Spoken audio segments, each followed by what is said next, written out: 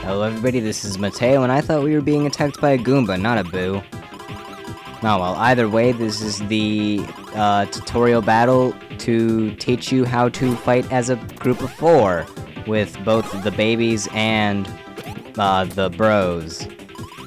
Now, when you're jumping, you can press the X and then the A button in order to do some damage, and your big bro will do a flip, and then they'll land as well, and then you press their button to do even more damage. It essentially doubles how much damage you do in a turn. And oh, hey, there's the Goomba. So yeah, you can use... It basically does more damage if you can get the timing right, and you really want to. It'll make these battles go quite a bit faster. So there's that for you. And you can also... the effects of bros items will be different when you're using babies, depending on what it is. For instance, for the green shell, one of your babies will get on top of the green shell, and then as you're hitting the enemy, if you press that baby's button, they will spin the shell around and do even more damage than what you would do. It's kind of more difficult to time because I was so great at timing the green shell already, but still, it's like it's an interesting little thing. There's some bros items that you can only use when you have all 4 of them. But, I mean, really, that's pretty much it. So you could use bros items if you want, or you can just beat them up. See, look at that flip, look at that lucky hit. Lucky is affected by your stash stat, which is basically your luck. The more stash you have, the less items will cost. In shops, you'll basically get a discount, as well as you have a higher chance of getting a lucky hit, which is kind of like a critical. And with the end of that tutorial battle, we get a level up for Mario, who gets a +2 in defense, and that's pretty much it. Luigi's going to level up next battle, I can assure you. Okay, so we beat up all your stuff, Kamek. What are you going to do now? Oh, I'm just going to leave rather slowly. Okay. Well, let's go ahead and cross this bridge, and oh my god, a Boo! So is Luigi- yep, Luigi leveled up, I called it. Okay, so let's see, what do we got here? Now, especially in the beginning, I usually level up my bros on the same stat. So I level up Mario in defense, I'll also level up Luigi in defense, and Luigi was almost dead. And wow, it's already been almost an hour of gameplay. Now, granted, I've only had about, like, 47-ish minutes video, I think, I don't know. I think I might have left it on at some point, I don't know. Okay, let's go ahead and increase the baby's defense by 3, that's pretty good. The highest that the slot can get is 6, and if you go a very long time without increasing one stat, like say you don't increase stash very often and you go and increase the other 4 or 5 stats all the time, if you go to stash, then you'll have a much higher chance of getting a 6. There'll be a whole lot more 6s. Now this also works in the other way, whereas if you keep on raising, let's say, power, you will start getting more and more 1s until you eventually get nothing but 1s. So you want to kind of mix it up with what stats you increase in order to get the best results. So, there you go. That's something that I didn't really know until, like, my second playthrough of Superstar Saga, I think. But that's the thing, and it plays throughout the entire series. Now here is a type of puzzle that we're going to be seeing a whole bunch, in which you need to throw your babies up the ledge and they'll hit a switch so that your bros can move on a little bit, and then so on and so on. Okay, now, for whatever reason, my frame rate is a little weird with this, but as you can see, there used to be 2 blocks there, but now there's only 1, and now there's 2 again. Well, that second one, the one on the right, is actually flashing rapidly. And what you need to do is have one bro hit one of them, and then the other one will appear and you can hit it with the other one, and that'll cause something to happen.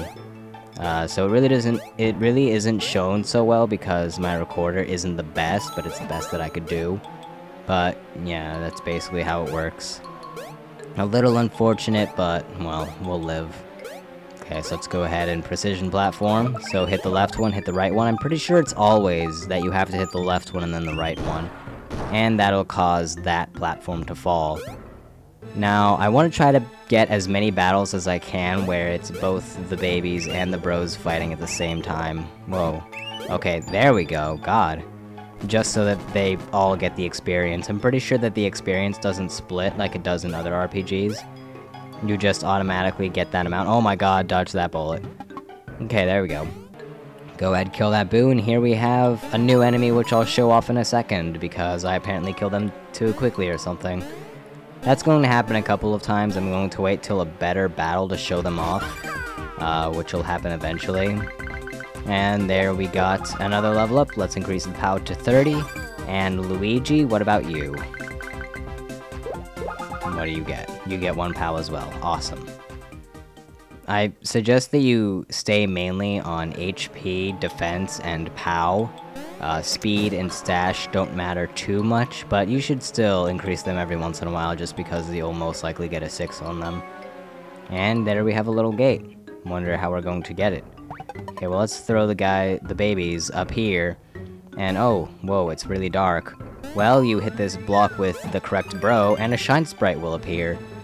Shine get. And then it'll light up the area so you can travel with your babies. And make sure you hit it with the right one. If you hit the big block with the wrong bro, it'll actually send a fireball flying. And your babies will lose all their progress and they'll start back at the beginning of this room. Same if they fall in the gigantic pit of spikes. So don't do any of that. But there you go, pretty simple one. We're going to get into more difficult ones later on. And whoa, this is a neat looking block. It's a treasure chest, and hello there, little triangle piece. Floating everywhere. Ah, there we are. Made my entire screen go black, too. It appears trashable, yeah. Yeah, nothing important. There's no reason that it was in that giant treasure block that randomly disappeared, apparently. Where did it go? And we got a sparkling shard. Yeah! Sparkly! And the door opened. And so did that one. So now the big bros can get through. So, yay. Although, what's on this side? There's another X spot that I'm never going to get ever. Again, we'll talk about those later. How later? Soonish. Like 2, maybe 3 parts from now, I'd say. Soon enough. Okay, so here we are in the 2nd or 3rd section of Bowser Jr.'s castle. Anything here? Nope, just another X spot. And here we are ending this place. Wait a minute. I think I might have accidentally cut out all of the battles with the shy guy that was shooting bullets at us. Well, crap, I thought I had shown him earlier, but no, darn. Okay, well, basically with him, he's not that strong. He will... Ow, my shoulder. Yes, he will hurt my shoulder for cutting him out every single time. Seriously though, he will walk up to you kinda close and then shoot a bullet bill at you, just jump on it or over it, and you'll be able to dodge it. You can't counterattack him though. If he, like, throws his arm out, like, he points at you right before he shoots, don't jump immediately because there's going to be a little delay. It's going to shoot out like a puff of smoke and then shoot you. Oh, yeah. And also, when you hit him with one of your attacks, you will knock the cannon off of his head, and then you will have a chance of him wasting his turn because he will try to call down these flying guys who will bring him another cannon. And if they don't, well, then he doesn't get an attack. If they do, then he does. So you can kind of kill them. You can basically take all of their attacks if you're lucky with that. So that's basically how those guys work. God, I can't believe I cut them all out. Darn. Well, we'll eventually see a much stronger version of them. So, yeah. Oh, they can't get up there. Little do I know that the bros can actually jump up that high. God, way to go me. And there we got some coins and a 1-up mushroom. And there's a gigantic finger poking Egad's pointy hair. So I guess that means that we need to go see Egad. Okay, hustlify. Yes, we shall hustlify. And as you can see, there we have another time hole linking us to Bowser Jr.'s castle, so we can go back there at any time that we may want to. But I'll never want to, but that's still a thing. It's pretty neat. But yeah, the Peach's Castle really is our hub of all the levels in this game. So let's go ahead and talk to Professor Egad, see what's going on. Okay, well, he's got the Junior Shrewboid, or whatever it was called, in that tube thing. So that's pretty good. And they're studying him, seeing what's going on with the shroob. Okay. Yeah. He's noticing that we do have the baby bros with us. And we're going to have them help us out with this adventure. Gargantuan trouble. He makes up so many words, and that's part of the reason why he's so awesome. It's the princess, man! That was a horrible Toad voice. God, I would try again, but my throat doesn't feel up to it at the moment, to be quite honest. Okay. And the professor knows what it is immediately. Yep, Cobalt Star Shard. How could you not tell that that's what that was? I mean, it looks pretty obvious. I mean, there's nothing really else that looks blue like that. Okay. Oh, fantastic. And baby Luigi is crying, as always. Like his older self. I almost said father, but that wouldn't be correct. Okay, there is indeed a link. So, yeah. We have our main collectible now. Kind of like the Beanstar pieces, I guess. But it's not only for, like an hour of the game. Like, we're searching for these for the entire game. Unlike Superstar Saga, where we searched for them for like an hour, then found them all, and then continued on. But still, I never really thought about that. Nah, well. So yes, we can indeed go to a very new time hole. And once we go through this one, all of the time holes will be open. However, you really don't want to go to them out of order, because the monsters are really powerful and you usually can't do very much of anything in there. You'll usually be blocked off in some way. And really, you probably need a new move in order to reach the other ones anyway, so you couldn't reach them to begin with. But yeah, let's go ahead and head on over to the Mushroom Kingdom of the Past. But first, we're going to get badges. Awesome. Okay, so let's go ahead, go to Stuffwell, and yeah, he gets to tell us about badges. He is a big badge enthusiast. Oh, good.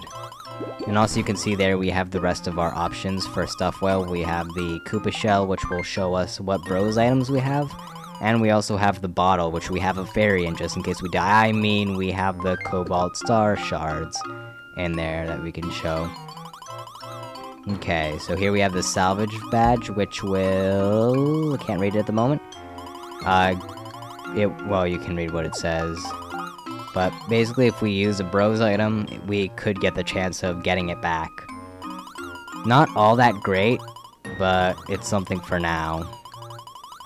And yeah, that's how you can tell who has it equipped. The badges, anybody can equip them. The overalls, which are the other type of equipment in the game, the pants, basically, are armor. There are some that can only be equipped by the babies, and there are some that can only be equipped by the adults. So that's how that works as well. Well, good luck getting Mario to fit in some, like, diapers or something. That wouldn't be all too great. Okay, and we also have the Shroom Shop as well now. Well, Luigi didn't get a badge, and so did everybody else. So let's go ahead and check out the new equipment and items and stuff. This is basically how I'm going to do, like, after every single area that we go to, I'm going to check this place out. So, yeah. Let's see what we got. There.